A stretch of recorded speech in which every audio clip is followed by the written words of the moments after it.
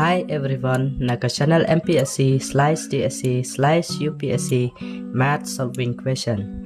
Te hakanegi video ngan pen yapi kumno pan solve yakinegi previous year question. Palpalong daga MPSC naga benta kapus JDA palpalong yaka exam ha benai September jong snem arjar arpesau. Te tong ni page yakinegi question. Naga number bacis pa apel. In a certain code, Claire is written as 513% highs, and life is written as 18 at the rate highs. How is give written in that code? Option A, option B, option C, option D. Tito in solve ya kana question kapas dang nakanambar baca pa.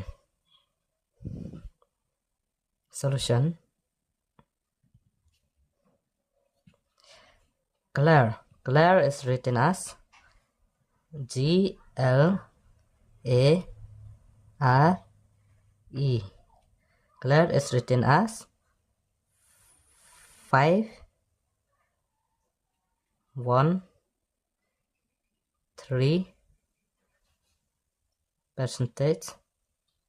and then highs. And life is written as life, L-I-V-E.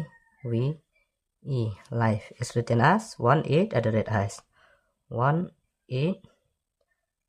at the rate highs. Tekajing kelipat kaong. How is give written in that code? Kamu give. G-I-V-E. Uji udah baik. Number 5.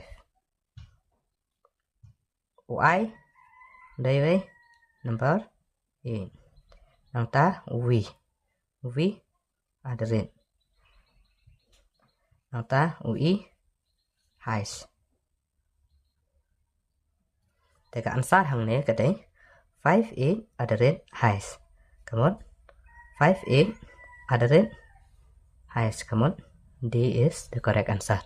Tem tang po check na question kapa number ka pa away kapa.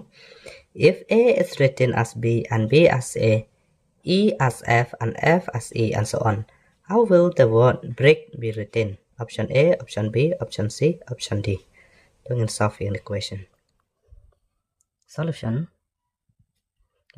If A is written as B, if A is written as B and B as A and B as A. Nang ta E as F. E as F. Nang ta and F as E. Nang ta and F as E. Te hang ne ngin penkam da kini ki formula. Kini ki alphabet. Lengkap bat kini ki number. Ngin penkam hang ne da ki odd bat ki even number. Te hang ne ngin pen ya UE uday odd number. Odd number. Te une ubi pan uday even number. Even number. Kamut ki ong hang ne A is written as B. Kamut A is written as B. Kamut ki move one step forward plus 1. Te nang ta ubi day u even.